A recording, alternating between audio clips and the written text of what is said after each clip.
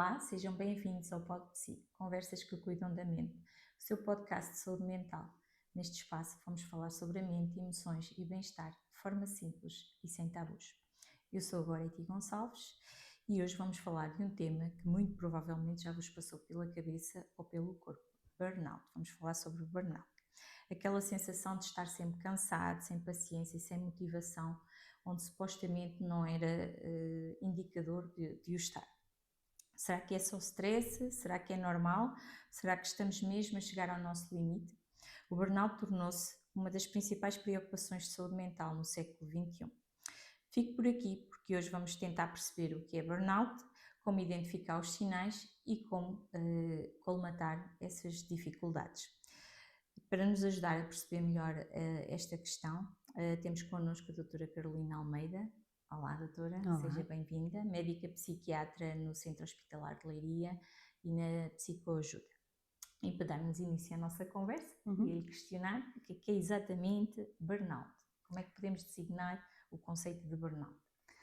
Bom, então, antes de mais, eu penso que é importante salientar que não faz sentido, pelo menos nos dias que correm, falarmos de burnout noutros contextos que não seja o contexto laboral, Exato. o contexto ocupacional, não é? O burnout, felizmente, é um tema que tem vindo a ser cada vez mais falado nos dias que correm, ainda não é classificado como doença, esperamos que no futuro venha a ser, mas é um estado ou uma síndrome que resulta da exposição crónica prolongada a elevados níveis de stress e que se caracteriza essencialmente por três componentes, ou teoricamente por três componentes, que também são abrangentes, né, e que depois também incluem todos os outros sintomas. Mas estas três componentes são essencialmente, portanto, como estávamos a dizer, a exaustão, não é? Uma exaustão grande, física, psicológica, que tende até a não passar ou não melhorar significativamente, por exemplo, com os descansos normais, as pausas do fim de semana ou até mesmo com as férias. Portanto, uma exaustão continuada. Depois, a segunda componente é então uma sensação de baixa realização profissional, em que sentimos que já não vale a pena, por muito que nos esforcemos no trabalho, parece que nunca vamos conseguir dar conta do recado, não é? Como se a nossa pilha de tarefas a fazer nunca terminasse, nunca tivesse fim e eu deixo de ser suficiente para isto. Há um sentimento de incompletude por Isso. parte da E pessoa, até não é? mesmo diria de ineficácia pessoal, não é? Ou de incompetência para aquilo que se foi e sempre foi o nosso trabalho, não é? E depois a terceira componente tem a ver, é aquilo que nós chamamos de distanciamento em relação ao trabalho, ou há quem goste de lhe chamar também um certo cinismo, que é, lá está, é o já não querer saber, o deixarmos de ser tão empáticos, de nos sentirmos tão satisfeitos com aquilo que estamos a fazer e haver, lá está, um certo distanciamento em relação às coisas. Isso poderá funcionar como uma forma de proteção da pessoa? Como mecanismo de proteção, Um acredito que mecanismo. sim, acredito que sim. Quando estamos a falar de burnout, estamos a falar de stress? Ou são similares ou coisas distintas? Bom, eu acho que seria difícil falarmos de burnout sem falarmos de stress, ainda que não sejam exatamente a mesma coisa, não é? Ou seja, o que é que nós sabemos? Existem até vários modelos para descrever as chamadas curvas de stress, em que sabemos que existe um nível ótimo de stress para a produtividade, ou seja, quando os níveis de stress são reduzidíssimos ou até mesmo inexistentes, nós próprios não conseguimos produzir. Depois temos o tal nível ideal de que estava a falar e depois temos o nível exagerado de stress em que a nossa produtividade volta a baixar, ou seja, como se isto seguisse uma curva de Gauss, não é? Quando o stress é muito baixo, a produtividade também é muito baixa, depois temos um alto pico de produtividade quando o stress é intermédio, que é o chamado nível de stress ideal, e quando o nível de stress continua a aumentar, então a produtividade tende a diminuir novamente. Começa a haver um ressentimento aos níveis de stress. Isso. Quando falamos de burnout, podemos dizer que é a mesma coisa que depressão? Não, não podemos dizer que é a mesma coisa, ainda que na verdade sejam dois conceitos que de certa forma se interligam. Eu talvez diria que o burnout acaba por ser quase que um fator de risco para a depressão, não é? O que é que eu penso que é importante sabermos nesta distinção? Como estava a dizer há pouco, faz sentido falarmos de burnout, aquele conjunto de sintomas que estávamos a falar, quando eles se restringem à esfera laboral, ou à esfera profissional ou ocupacional da pessoa. Quando as coisas começam a alargar-se às outras esferas da vida da pessoa, então aí já estamos a aproximar-nos daquilo que é um quadro depressivo, não é? Se bem que aí, enfim, é preciso todo o outro conjunto de sintomas mais cardinais da depressão, não é? Como a tristeza, a falta de vontade ou de prazer em fazer coisas fora do trabalho, não é? Portanto, na nossa vida pessoal, Uhum. que anteriormente nos davam prazer e já não conseguimos sentir esse prazer, ou seja, no fundo, para simplificar, eu diria que quando os sintomas do burnout são mais graves e alastram a outras áreas, a outras esferas da nossa vida, então aí fará algum sentido falarmos de depressão. Ok. Quando é que nós, ou é possível nós percebermos quando é que estamos apenas cansados ou que já estamos em burnout? Quais são os sintomas mais evidentes e mais comuns de burnout que nos Uhum. possa aqui esclarecer, até para a pessoa que nos vai ouvir, não é? Consiga também detectar, ou se Uhum. eventualmente, ou pessoas conhecidas terem este tipo de problemática. Uhum. Bom, eu acho que é difícil falarmos sobre isso sem falarmos sobre o conceito de limite, não é? Uhum, Eu costumo dizer muitas vezes na consulta, porque de facto é isto que eu acredito, que se nós não vamos impondo alguns limites, nomeadamente no trabalho, que é o que estamos a falar hoje, mais tarde ou mais cedo o nosso corpo vai acabar por impor esses limites por nós, não é? E é aí que surge um cansaço que já não é tão facilmente recuperável, porque todos nós, para quem trabalha de segunda a sexta-feira, não é? A título de exemplo, naturalmente, chegamos à sexta-feira mais cansados do que estávamos à segunda-feira, mas o papel do uhum. fim de semana é regenerador, não é? Da nossa energia para começarmos novamente na segunda-feira. Numa situação de burnout, este cansaço deixa de ser regenerável, por assim dizer. Parece que por muito que a pessoa descanse, nunca retoma o seu nível basal de funcionamento. Ok, um dos alertas será um cansaço permanente, que E isso, um nem cansaço pausas, permanente. nem fins de semana o ajudam aqui Uhum. Entre a outras repor. coisas, não é? Sim. Depois as E pessoas que quando outro andam tipo de mais. manifestações é que podemos encontrar em pessoas com burnout? Olha, eu diria que talvez das queixas mais frequentes são sem dúvida a irritabilidade. Uhum, Ou seja, pequenos estímulos começam a despertar em nós reações emocionais mais drásticas, não é? Mais intensas do que outra hora acontecia. uhum, Outros sintomas também muitas vezes relatados são até dificuldades mais do ponto de vista cognitivo. Portanto, que comumente as pessoas descrevem como os esquecimentos, mas que tendencialmente não têm tanto a ver com questões de memória, mas mais com uhum, questões de dificuldade em manter a atenção, em manter a concentração, o foco, não é, naquilo que estamos a fazer, o uhum. que por si só depois também isto acaba por ser um bocadinho uma cascata, não é? As pessoas depois tudo isso vai contribuir para que se sintam cada vez mais ineficazes no trabalho. Eu já não sou capaz de ter o mesmo rendimento que sempre tive. E depois também pode ser a ligeira dor de alguma ansiedade e a própria ansiedade bloquear também o raciocínio Isso, a e própria ser ansiedade um também círculo gera, vicioso. exatamente. Isto pode acontecer sem nós darmos conta ou vamos começando a percepcionar com facilidade? Qual é, pronto, da sua experiência Uhum. clínica, qual é a percepção que tem? Os Acho que é uma pacientes boa já questão. têm esse. Sim, ou seja, e aqui também podemos fazer um paralelismo com outras coisas que acho que também é mais fácil para as pessoas perceberem, não é? Nós convivemos connosco próprios todos os dias, não é? E, portanto, Exato. pequenas mudanças que vão acontecendo lentamente ao longo de algum tempo, para nós próprios são mais difíceis de perceber do que, por exemplo, para a nossa família, para os nossos amigos e para as pessoas com quem nós nos relacionamos. Portanto, eu acho, sim, acho possível, para responder à pergunta, acho muito possível que a própria pessoa, pelo menos num Uhum. estadio inicial, intermédio, possa não se aperceber.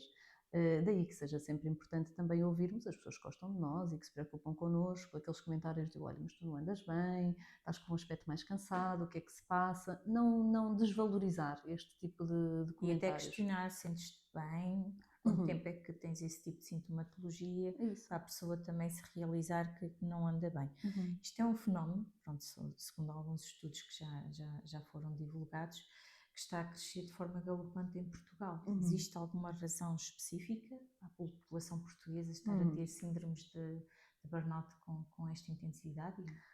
Bom, eu diria que há talvez muitos fatores relacionados com isso. Primeiro que me surge no pensamento, e acho que é uma coisa que todos nós acabamos por ter esta consciência, porque já não é só destas novas gerações, os nossos pais eram assim, os nossos avós eram assim.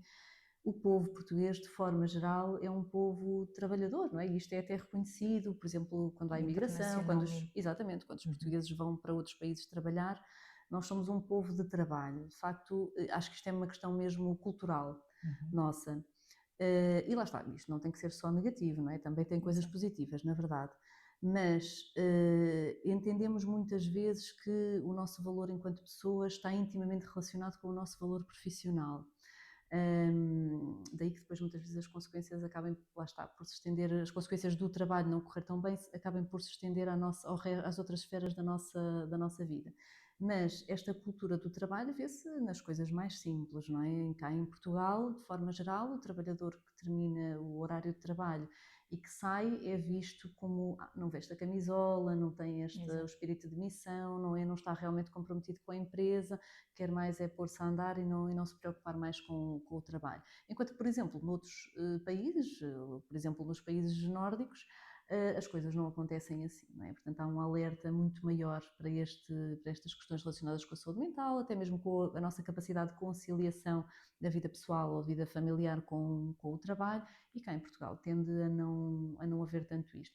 Enfim, depois outras questões já um bocadinho mais transversais, como por exemplo as dificuldades económicas, não é? Que também não ajudam, mas penso que essencialmente é isso, os pontos mais importantes. Exato. E será a culpa do trabalho ter burnout ou da forma como nós estamos a viver o trabalho? Isto também vai um bocadinho ao encontro do que já nos estava a responder anteriormente. Eu diria que é uma responsabilidade, não gosto de falar em culpa, mas diria que é uma responsabilidade que é partilhada. Sem dúvida que uma boa parte da responsabilidade neste tipo de fenómenos é das empresas ou das organizações, portanto, das entidades patronais. Mas isso também não quer dizer que a própria pessoa, principalmente quando não há perspectivas de mudança, não é? Quando as coisas não estão bem a nível organizacional, também não quer dizer que a própria pessoa seja totalmente isenta de responsabilidade sobre o seu bem-estar, não é? E sobre a forma como encara o trabalho. Portanto, eu acho que a resposta mais correta é uma responsabilidade partilhada. Partilhada entre uns e outros. Há profissões que são mais afetadas com esta questão do burnout que outras? Consegue-nos enumerar algumas? Sim, sem dúvida. Bom, em primeiro lugar, acho que é incontornável falar sobre os profissionais de saúde. E não estou a falar apenas de médicos, né? Médicos, enfermeiros, auxiliares, psicólogos, enfim, todos eles. Também, até porque uma boa parte destes profissionais tem outro fator de risco para este tipo de quadros, que é o trabalho por turnos. O trabalho por turnos, exatamente. Pronto, embora não sejam só os profissionais de saúde, logicamente. Mas eu diria que sim, portanto, profissionais de saúde, talvez forças de segurança, e depois apontaria os profissionais liberais, nomeadamente até, por exemplo, contabilistas ou pessoas que trabalham muito com prazos, com grandes responsabilidades, nomeadamente a nível financeiro ou monetário, ou seja, que têm esta noção de que um erro não é apenas um erro e que pode ter consequências muito importantes. Diria que talvez sejam as profissões mais afetadas. E depois há uma outra componente demográfica, digamos assim, que eu também acho que é importante falar, são as mulheres, não é? Independentemente da profissão. Eu diria que as mulheres estão mais propensas ao desenvolvimento deste tipo de quadros de forma geral. Claro que há exceções comparativamente com os homens, muitas vezes, enfim, por haver pouca flexibilidade para a conciliação entre aquilo que é a vida familiar, não é? O papel de mãe, de mulher, com a vida profissional, e também por, infelizmente, ainda haverem algumas diferenças a nível das próprias empresas, infelizmente hoje tem-se falado muito disso, diferenças de género, não é? De cargos de responsabilidade, até mesmo questões relacionadas com a remuneração das mulheres versus os homens. Portanto, mesmo entre géneros, diria que as mulheres terão uma maior propensão a quadros de burnout do que os homens. Ou seja, a emancipação da mulher tem trazido aqui alguns dissabores, não é? Porque tem que assumir aqui vários papéis e depois a exaustão é uma prova disso. Da sua experiência em contexto clínico, existem perfis de pessoas que estão mais predispostos para o burnout, tendo em conta as histórias clínicas que vai tendo em consulta? Sim, eu diria que, bom, em termos de traços de personalidade, acho que não há grande dúvida. Pessoas com altos níveis de perfeccionismo, hipersensibilidade ao controlo, mais obsessivas com o trabalho, lá está, pessoas mais com esta noção, como estava a dizer há pouco, de que o meu valor enquanto pessoa se relaciona diretamente com o meu valor enquanto profissional. Em termos destes traços de personalidade, não tenho grandes dúvidas que sim. Pessoas mais obsessivas têm maior propensão a desenvolver quadros de burnout. O que não quer dizer, como qualquer outro problema de saúde, não é? Que não possa acontecer em pessoas que têm traços de personalidade nada a ver com isto que estávamos a descrever. Mas sim, acho que há uma tendência que é inegável. Ok. Uma pessoa que tenha burnout ou que tenha já desenvolvido alguma sintomatologia de burnout e que não faça nada, o que é que pode vir a acontecer em termos pessoais ou até em termos profissionais? Bom, muitas coisas. Como estava a dizer há pouco, eu acho que há um perigo grande destes sintomas e este mal-estar e este cansaço começar a alastrar às outras esferas da vida da pessoa. E depois tudo isto acaba também por ter consequências, ou seja, há consequências diretas a nível do trabalho, nomeadamente uma quebra na produtividade, mas também na vida pessoal, e sabemos que há taxas de divórcios, enfim, problemas em casa, problemas familiares, e tudo que acabam por ser fruto de um alastrar desta exaustão às outras esferas da vida. Ou seja, provoca ali um desequilíbrio, não é? Nos vários pilares da vida que precisamos de ter Isso, para funcionarmos felizes e da melhor forma possível. isso. E do ponto de vista clínico, podem então desenvolver-se depois quadros sérios, não é? Como, por exemplo, episódios depressivos, ou mesmo outros tipos de perturbações de ansiedade, assim a questão da perturbação do sono também muito importante. Portanto, sim, funciona acima de tudo, o burnout funciona acima de tudo como um grande fator de risco para outros problemas de saúde, esses sim, doenças classificadas mais sérios, sim. Ok, com a saúde mental sobretudo. E problemas de saúde física também, não é? Não nos podemos esquecer. O stress, costuma-se dizer, e é verdade, o stress mata, não é? Portanto, o stress em níveis altos, prolongados ao longo da vida, causa, nomeadamente até alterações inflamatórias, não é? No nosso organismo. Ouve-se falar muito hoje em dia da hormona do stress, que é o cortisol. Exato.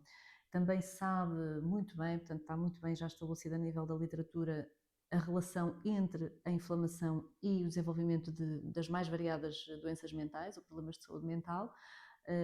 Portanto, lá está, saúde física, saúde mental, o nosso corpo é um só, não é? Não é possível separarmos as coisas assim tão taxativamente, mas sem dúvida que pode acontecer, sim. E a recuperação? Será rápida ou vai demorar muito tempo a recuperação do burnout? Bom, eu diria que isso depende sempre, não é? De caso para caso, de pessoa para pessoa, das próprias estratégias de coping que cada um de nós tem, não é? Na verdade, e também do investimento que se faz depois em haver alguma mudança daí em diante. Portanto, em relação a isso, acho que não consigo dar uma resposta certa, mas costumo dizer muitas vezes que um problema que não se cria em 2 dias também não se vai resolver em 2 dias, não é? E às vezes é uma coisa que até mesmo no contexto clínico e nas consultas eu procuro desde cedo moderar a expectativa da própria pessoa, não é? Se já anda mal há 6 meses, há um ano, não pode esperar que numa semana de repente, não Se é? recupera. Exatamente, se recupere totalmente a funcionalidade, claro. O que é que nós devemos de fazer para prevenir burnout? Que tipo de postura é que nós devemos ter no nosso dia a dia, visto que é uma síndrome, não é? Que está diretamente relacionada com o trabalho. Que tipo de postura o trabalhador deve ter para evitar, não é? Sim. Tenha... Eu diria que muito se prende com a compreensão do que é o papel do trabalho na nossa vida. O trabalho é importantíssimo na nossa vida, de todos nós, como é lógico, mas o papel do trabalho deve ser isso mesmo, o papel do trabalho. A nossa vida tem outros papéis. E, portanto, o estabelecimento de limites é importante. O saber dizer não, o termos consciência de que aquilo que hoje em dia muitas vezes nos é apresentado como urgente, não é? Temos todos muita pressa, tudo é urgente, tudo é para ontem, isso não é necessariamente verdade. Alguma tendência que temos muitas vezes a catastrofizar, não é? Se eu não fizer isto hoje e deixar para amanhã, algo de muito mal vai acontecer, e que muitas vezes não é bem assim, não é? E nós só experienciando isso, só desafiando-nos desafiando estas nossas crenças, é que percebemos que realmente se calhar não era assim tão urgente, se calhar eu não sou assim tão insubstituível, não é? Mas penso que é difícil falarmos sobre isto sem termos o grande chavão da palavra limites, o estabelecimento de limites, o dizer não e, acima de tudo, estarmos atentos aos sinais do nosso corpo, procurarmos ajuda, não é? De profissionais que lidam com estas questões diariamente, seja um médico de família, um psicólogo, um psiquiatra, estarmos atentos e procurar ajuda. Ok. Já falámos aqui do descanso, não é? Uhum. E a doutora já referiu, para pessoas que têm síndrome de burnout, acha que um fim de semana ou os descansos de fim de semana que vão ajudar ali a amenizar o problema, ou isso é utopia? Eu diria que não, e acho que isso se prende precisamente com aquilo que é a definição da exaustão do burnout. É uma exaustão que não melhora como Uhum. normalmente, não é? Por isso é que deixa de ser normal. Ok. Quando é que nós devemos procurar ajuda? Quando nos apercebemos, ou quando, como estava a dizer há pouco, Uhum. as pessoas mais próximas de nós notam, se nós não tivermos essa capacidade e têm o cuidado de nos dizer não andas bem, o que é que se passa. Portanto, quando não temos essa capacidade de ouvir as pessoas que mais gostam de nós, quando temos essa capacidade, eu diria que talvez é importante estar atento a sinais mais objetivos. Às vezes é mais fácil sobre nós próprios Uhum. percebermos o que são os sinais objetivos do que os subjetivos. E quando estou a falar de sinais objetivos, vou dar talvez um exemplo que eu diria que é provavelmente o mais óbvio, que são as alterações no sono.